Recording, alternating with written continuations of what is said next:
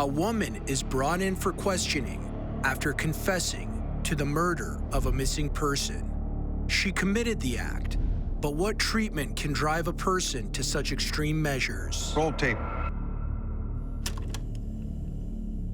911, where's your emergency?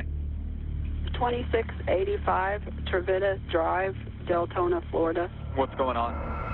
My sister needs to be Baker acted, and she needs to talk to a sheriff's officer Why does she need to be Baker acted? because she's suicidal. Is she making suicidal statements? Has she tried to hurt herself this evening? What's going on? She has pills, and she's threatening to take them, and she's admitted to a crime that she's being investigated for.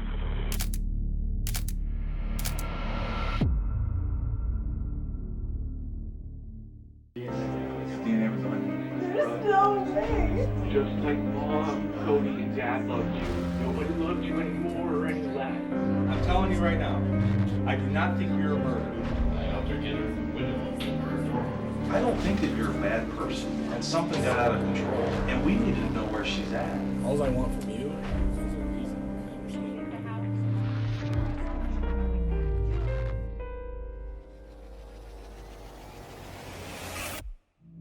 James Schaefer is reported missing on April 3rd, 2013. Angela is held in a mental health facility until she can be evaluated. Soon after, the police bring her in to tell the story of what happened to James. Okay, I want to go back to the point where you say that you picked him up from work, because there are a couple things that we would like some clarification on. I want to make sure that we don't leave tonight with questions that went unanswered. I want to know as much as I can about the situation. What's transpired here is the reason she's in custody is that they have her making a statement to the family about how she committed this murder, allegedly.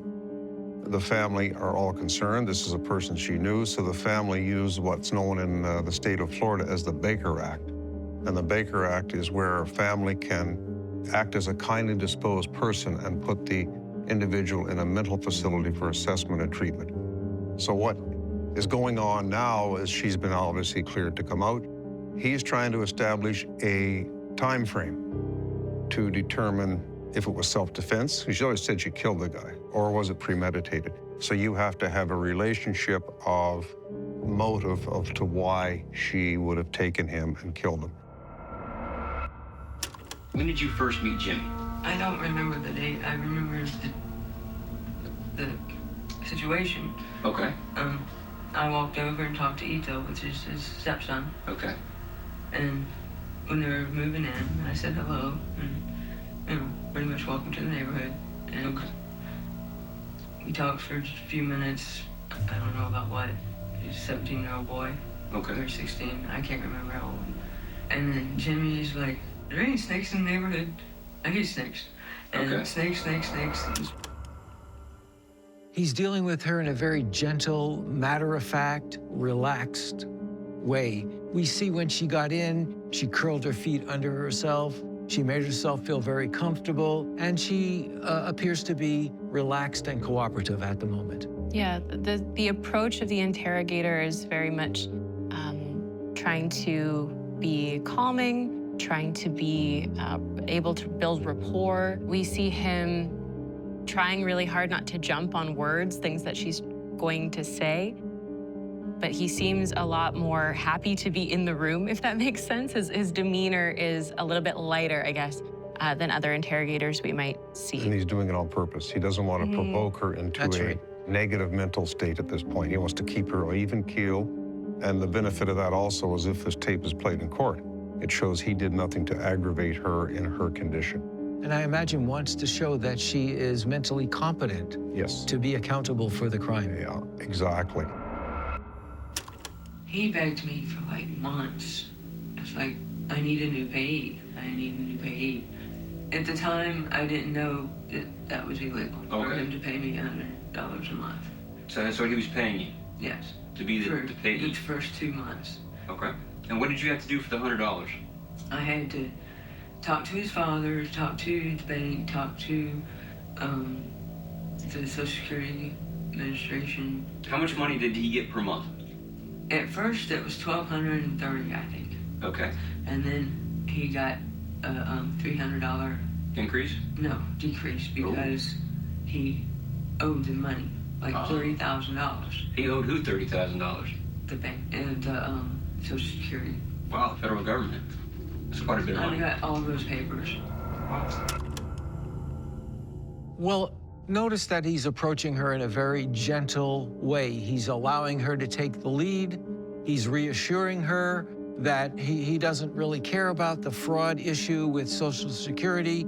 He doesn't want to press her to the point where she fails to relate to the reality of the situation, where she would get so upset she would either shut down or reveal herself to be not capable of being responsible for her crimes. See, he knows all these answers to these questions. They know his debt level. They know the fraud. They know what was going on. But wow, he shows that wow factor, which gives her more interest in telling him more stuff. Oh, I'm helping him out. I'm giving him new information. It's a perfect interview technique for someone that's in a fragile position. You show interest in their life and surprise at their answers so they get more involved in the story. He's doing a masterful job up to this point. Roll tape. How much does he owe you for the overdraft stuff now? I think 300 and some odd. 300 something dollars? Okay. Is, I think, the negative balance on the bank. Okay. Now, you and Jimmy have had conversations about his practice of overdrafting? Many. Many, okay. And the nature of those conversations, how would you classify them? Well, he wanted me to get his Social Security straightened out because that $30,000 overpayment that was taking out $300 a month. Okay. He believed that part of that. It's a self-imposed financial burden she's put on herself by being associated with Jimmy and his bad habits. She's allowed him to make her a victim, and she's in a spot where she can't get out of it. He has access to her bank account on an overdraft privilege. He has been overpaid by, it looks like by Social Security, by the tune of $30,000. They're not gonna let that go. He needs money. She's being pretty honest about, I think, who he is, where he wants his money now. He doesn't think about the future. In her naive way, she's actually providing the motive as to why she would actually kill someone. He's put her in a financial bind, and the police are gonna look like they're sympathetic and going, oh my, oh yes, oh wow. But it's to get her to continue talking about this financial arrangement up to the point where she takes the ultimate effort to stop him by killing him. Jimmy was like my only, friend. Right. But he started taking advantage of you. He took more than advantage of me. So now we get past the holidays, and now he's still continuing to take advantage of your friendship, overdrafting on your account, you still being the payee. Well, at first he pays back the M. Scott loan. Okay. And wants another one for Christmas. Right. He was overly generous, but stingy. I don't know how to say this. Okay, it makes sense.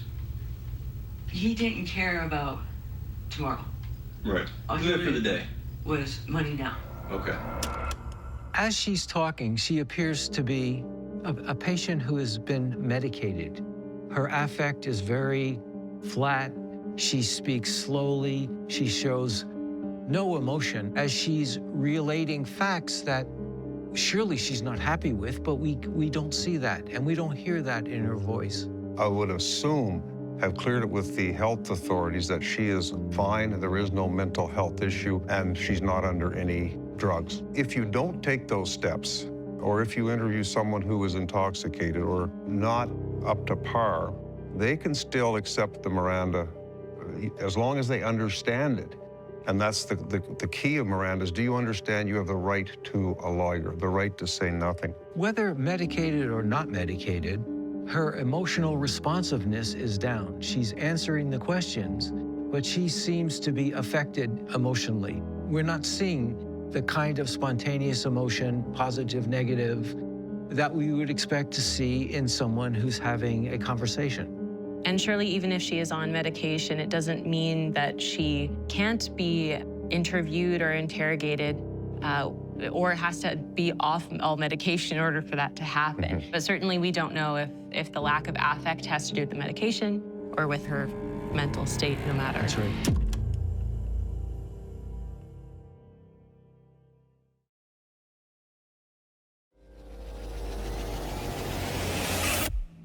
Angela Stoldt has been brought in for questioning after confessing to the murder of James Schaefer. After the two became neighbors, they developed a friendship that James came to take advantage of and put her in debt. As he asks for even more money, Angela plans to get back at him.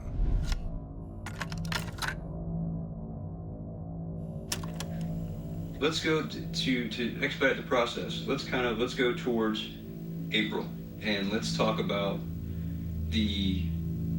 I guess you said it was, for lack of a better term, you wanted to play a April Fool's joke on him. Well, it wasn't really an April Fool's joke, Right. but it was. You wanted to kind of get back at him in this term, in the sense of, this is how you've treated me, right? He lied to me so many times. Right, so you wanted to turn the tables and lie to him. I just wanted to lie to his face and see how he felt. And then how was the lie set up? He'd been trying to get money from his father. Okay. He drained his father dry. I mean, beyond dry. I think his father took out loans to give to Jimmy. Okay. So he was getting money from his dad, he drained his dad, and now he asked you for money, or how? Yes, he's getting kicked out of his house. Getting kicked out of his house. So he comes to you and says, Angel, I need some help. Yes? And then what did he want from you? He wanted me to ask my father, my dying father, for $2,000 to cover his thing, his rent. Yes. Okay. Well, he's got it, I'm sure. I'll ask. He was like, thank you, you know. Oh, okay. At that point, I was so fed up with his lies and his bullshit. I let myself get in so much debt because of him. Stop tape. Key statement on motive. I let myself get in so much debt. Who put her in debt? Jimmy. Now he's coming after her dying father to get more money. Looking at her personality, and I don't think it would take much to provoke her to defend what she has left of her life and her father's life. And she knows this Jimmy guy's not gonna go away. He's pushing, and she is, for some reason, agreeing to every time he comes to her for a request. She's not saying out no. And she's not volunteering, she's passive. If it is depression, then we can expect that there are feelings of anger that have been shoved down Suppressed. and repressed. Yeah, So when they repressed. come out, they will come out big time. And there will be overkill. Yeah. And in I effect. think what we're seeing here is that when those feelings bubble up, they come out in laughter and smiles. That's the most affect we've seen from her so far, is that display of uncomfortability. She's uncomfortable with what happened. But what she was saying about, I asked my father, my dying father. She said father initially and then wanted to specify. That too. She wanted to Yeah. specify, and that's incredibly important to her based on how she phrased that. She's very clearly been taken advantage of and very clearly has an issue with Jimmy taking advantage not only of his father, but then going after her father in asking for money. So yes, she seems to reluctantly say yes, maybe to get him off her back, but she's not somebody that shows her cards outright. Now you go there, get Jimmy. What time? Can you remember? I don't want a specific hour. 3 o'clock in the morning. 3 in the morning. Is that what he works till? Sometimes. Wow. He was coming back from Tampa. Oh, wow. Okay. So 3 in the morning, you go pick him up.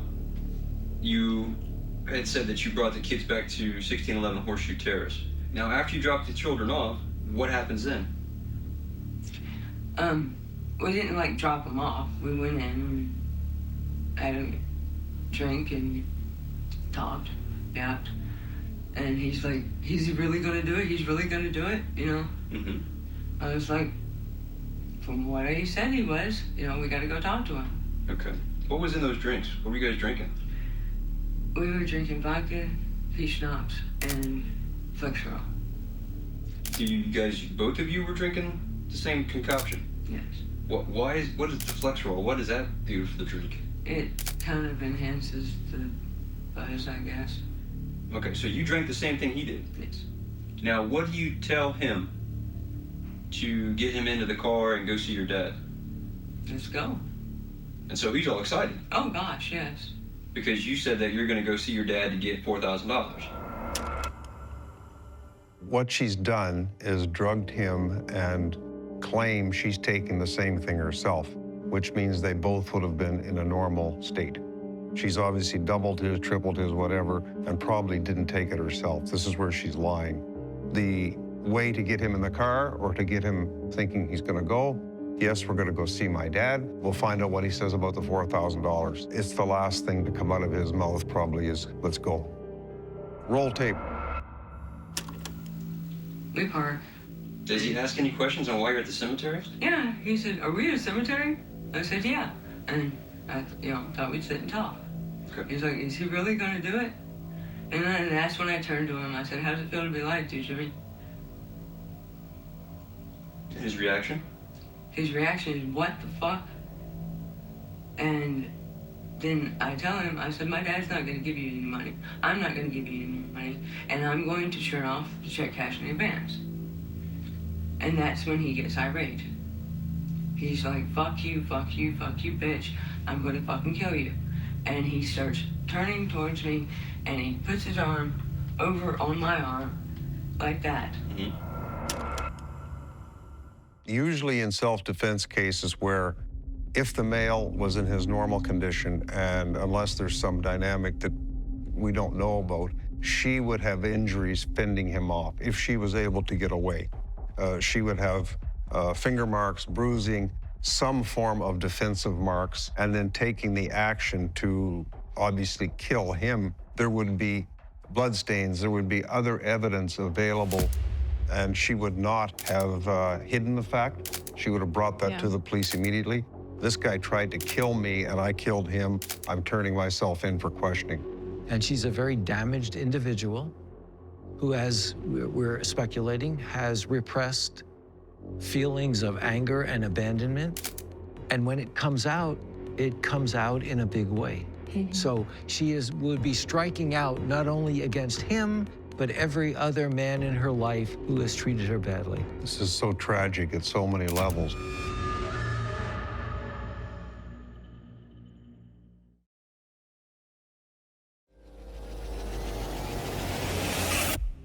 Angela Stoldt tells an officer of her history with James Schaefer. James had pushed Angela into a position of debt and moved on to asking her to borrow thousands of dollars from her father. Angela claims to have told James she'll get him the money. Instead, takes him to a cemetery as a kind of joke.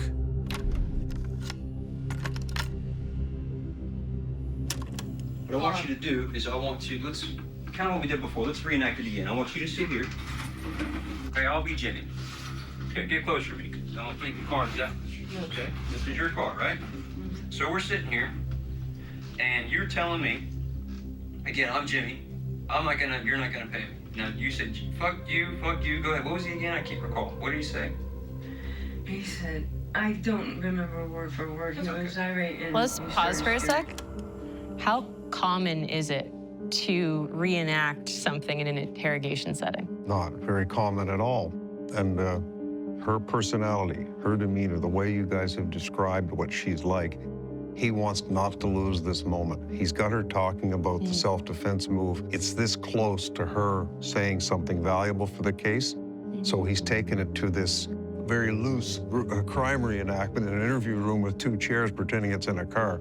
I'm not saying it's not going to work. I just haven't seen it done before, but it's he's definitely being innovative. Well, we see this in psychology and therapy, in psychodrama, in which we play different roles. So I'm playing the role of the abusive husband, you are the victim. Now let's reverse the roles. So to give a person an opportunity to express what's going on with them without having to use words. I think from a psychodrama point of view, this is what's happening here. And she gave him the go-ahead to do this, so to speak. When she wrapped her own arm and saying he did this. Oh, will you show me? Yes. It's a progressive movement up the line here of let's keep going till you make a mistake on what happened. Yeah, that's an indicator that that's how she would prefer to communicate. Yes. And Yeah. communicate with him and Yeah. communicate what she's feeling and thinking. And he's going right along with her. He's good. I like it. Yes. Yeah. Like I said, I've not seen anybody react that quickly before to a reenactment thing. Usually it comes up, you have to sign a piece of paper or something, but he's walking her right along the whole, well, show me what happened. Yes. Let's move the chairs here and make the car. It'll be interesting to see how this works out. What's the thing with the arm? Tell me, if you don't mind, can I touch you? Is it okay? I don't Okay. care. What did he do with the arm? Which arm was it? It was that arm This arm? Right arm? that he put on my shoulder, and he started like putting his thumb. Oh, into your shoulder, like your pressure point right here? Okay, now what did you do? You grabbed him back. Okay. I pushed that, and Okay. he started pushing up and pushing towards me. Still, like with this arm extended, pushing his thumb into your shoulder joint right there? He was pushing his thumb into my shoulder, and he was also pushing towards me. Not So up out of the seat. Yeah, he was. So if you're like this, okay, again, we're just gonna have to act this out, so just bear with me. I'm not So worried I'm about like you this, hurting me. and I'm pushing, now where's my rest of my body? Am I turned almost like this? How do I turn? He's a fat man. Yeah. How is he in a seat like that? He just contorted himself this way? And he's coming at you? What's he doing with his left arm? I remember the pain in my shoulder. Okay. And is he saying anything? He said he was going to kill me, and I took him seriously. I don't. She realizes that her story is now very, very weak. She's saying that he plausibly reached across and grabbed her by the shoulder. The rest of the actions in a car seat with the steering wheel, a bench seat if it's in the car, or even buckets with a console, you cannot pivot and get at someone that easy. What he's trying to get her to say is he lunged on top of me and kept pushing me out the door.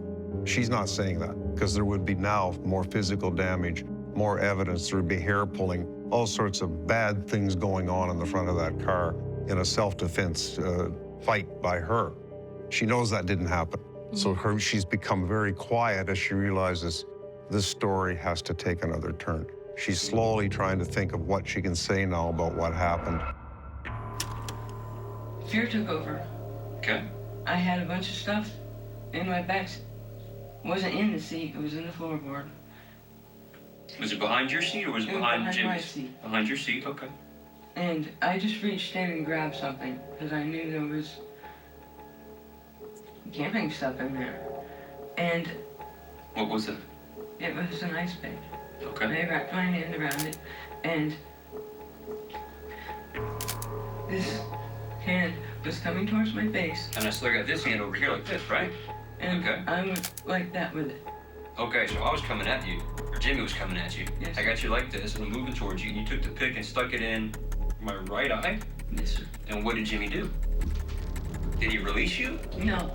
He's still coming at, still here and still coming. What do you do with this hand? Did he hit your face? Did he hit you in the shoulder? What do you do? This hand comes up and does something over like that. Okay, and meanwhile, the ice pick is still in Jimmy's eye. Okay.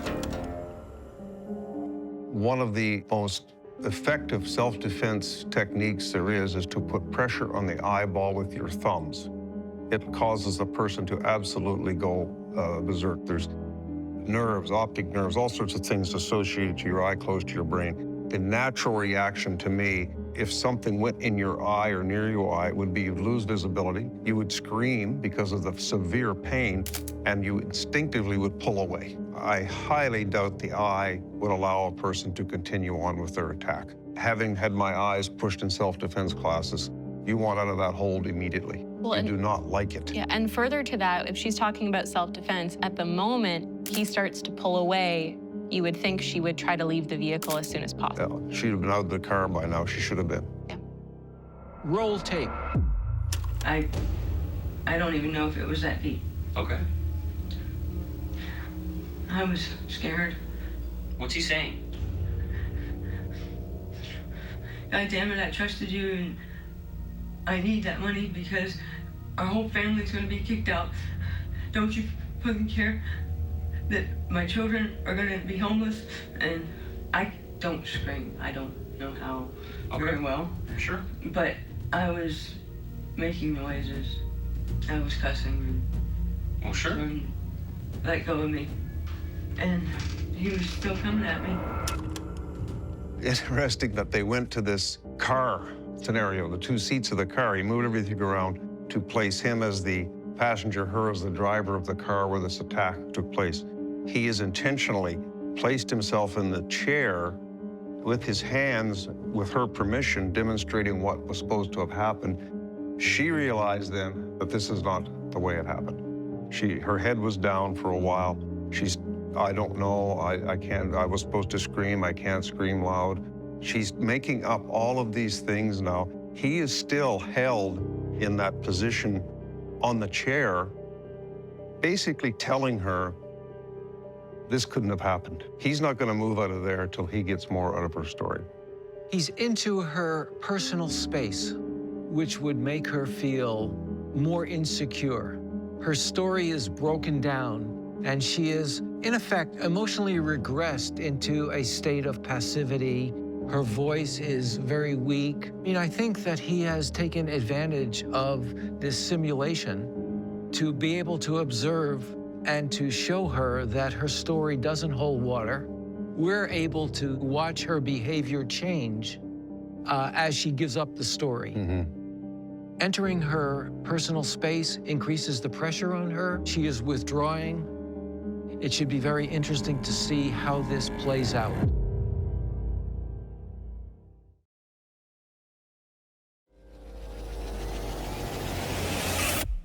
As an officer eases Angela Stoldt into telling the full story of how she murdered James Schaefer, he asks Angela to reenact the night of the murder, as the two of them are in the car where the crime took place.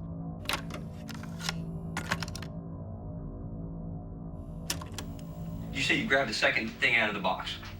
What was that? It was 2 pieces of PVC with a wire in between.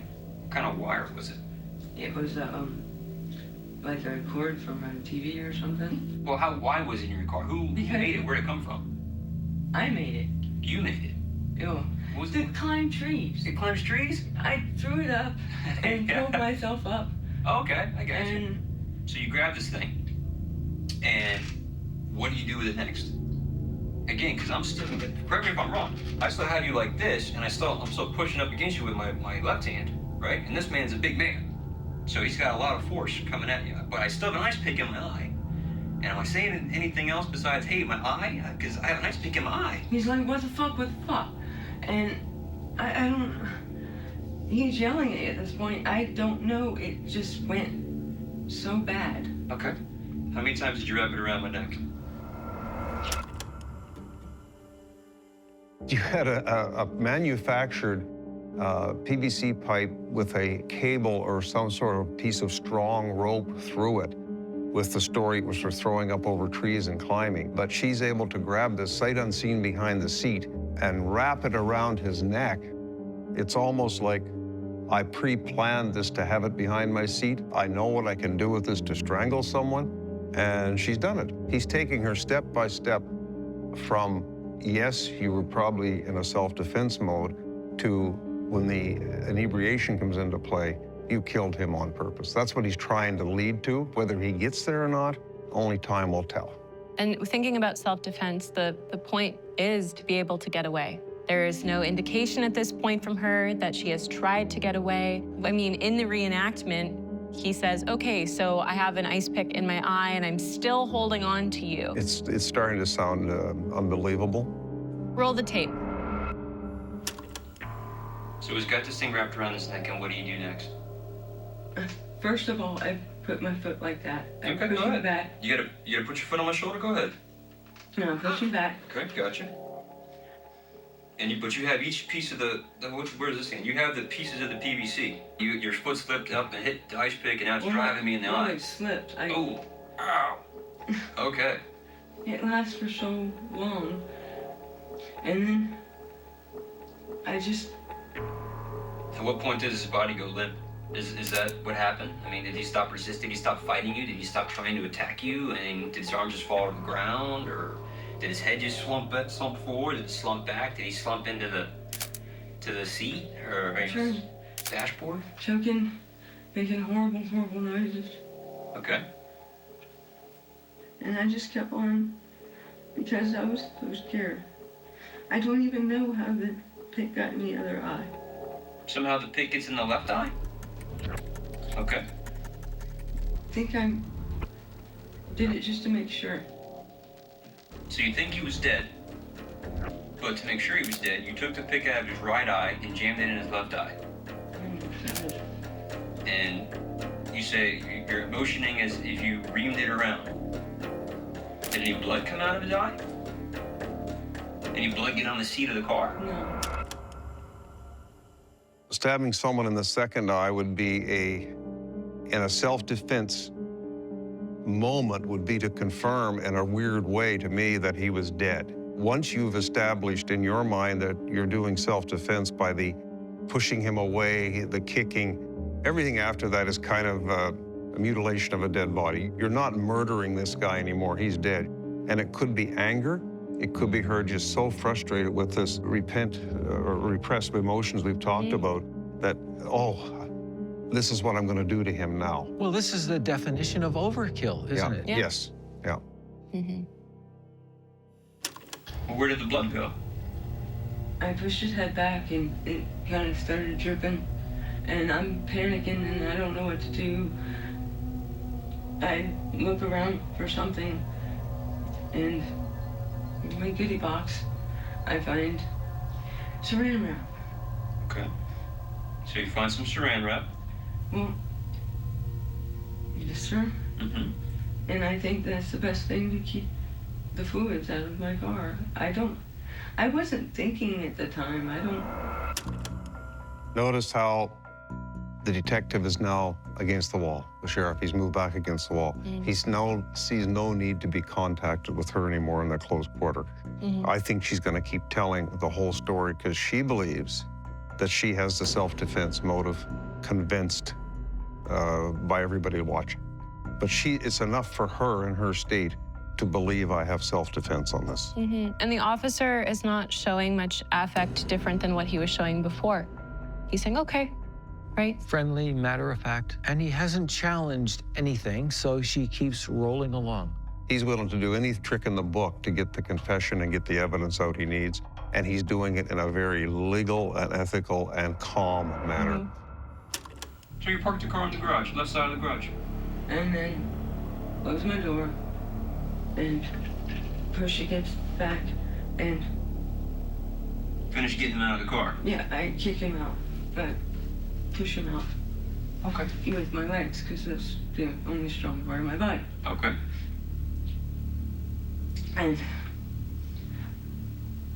finally, I get him out, and then I close the door.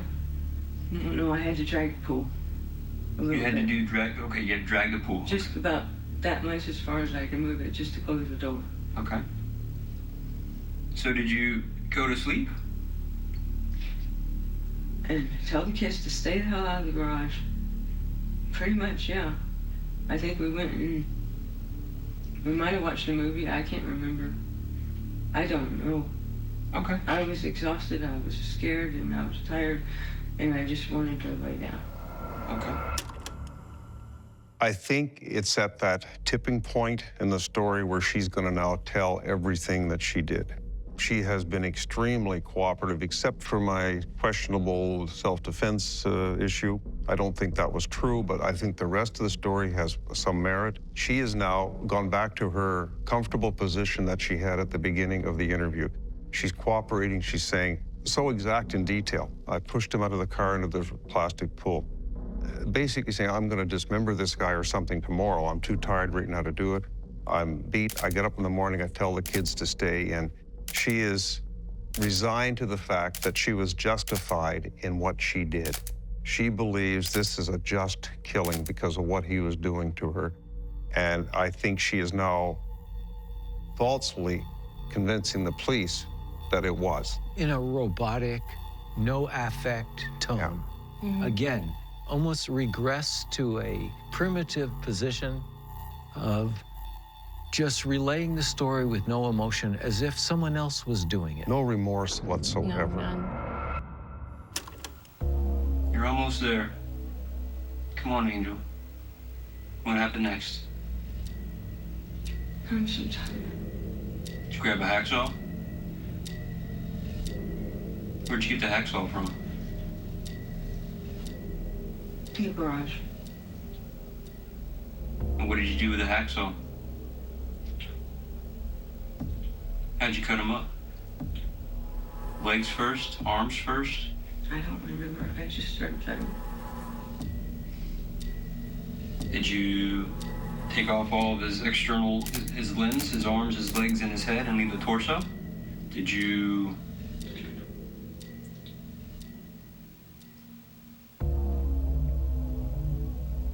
Yes? What did you do with the body parts? I put them in the other pool. Stop tape. Okay, what we see is a shift in her physical position and a shift in her mental state. The officer has been doing a tremendous job of making her feel comfortable, feeling as if he is an ally of hers. Yet he is leading the process now. Initially, she was leading it by telling what happened. He is now leading it, encouraging her to give more detail. She shifts and settles down to comfortably tell the tale. We see her in an almost regressive state, a primitive state, in which she is now given up really any kinds of defense and will relate to what happened. And so this was brought about, I believe, with the masterful way that he has taken charge of the situation, and now he is her only friend.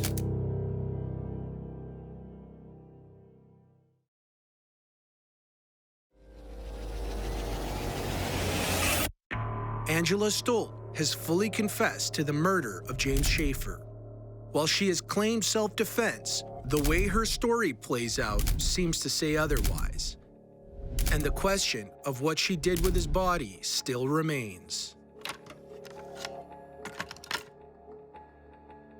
Do you think that was the best way to try to get rid of him? And did you do these things? Yes, sir. What did you do with the head? Did you try to boil it down? Did you try to... Yes, sir. I'm hanging myself in it. What you're doing, Angel, you're telling me the truth. You told me before that you tried to put one of the extremities in the oven and that it went horribly wrong. I put two of them in the oven. Were they legs or arms? A foot. Foot? 2 feet? What ended up happening? Smoke? Smell? I turned it off and I opened up the back door. What were you hoping was going to happen by putting the foot and this other body part in the oven? To cook or bake or burn a human body, the odor is extremely bad. The chemicals we have in our body, the fat structures we have, are not pleasant. It's just horrible, and I don't know how someone would be able to tolerate that smell, especially in a house. So it's common in law enforcement when you do have burnt bodies, you know the odor is unbearable. To do this cooking process in pots, no matter how you're doing it, is not going to be pleasant. It's very sad in a way that she stooped to this level to do this. Well, not only that, but that she did it while her kids were home. Yeah, in bedroom. Were they heavy? Very. And then what happens? How do you get rid of the bags? I cleaned up the spot because I